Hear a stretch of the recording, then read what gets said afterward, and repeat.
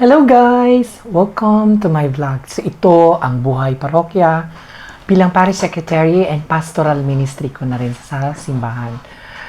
So ngayong hapon na ito is thank you lang po ako sa lahat ng bumati, especially sa Facebook page ng Corpus Christi Parish.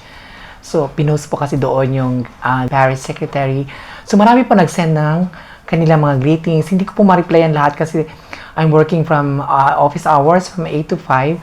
So, hectic ang schedule kasi the whole day marami kong tinatapos.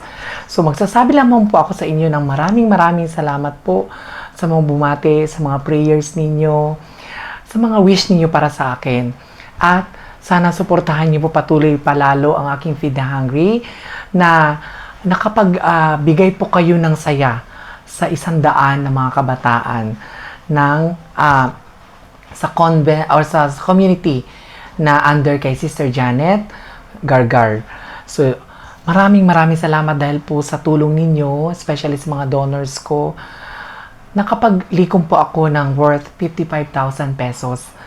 Malaking pera po iyon. Alam ko, may tiwala po kayo sa akin, kaya nakapagbigay po yun ni Lord para makapagbigay po ako ng saya sa pamamagitan po sa akin na ihatid po yung tulong sa mga bata.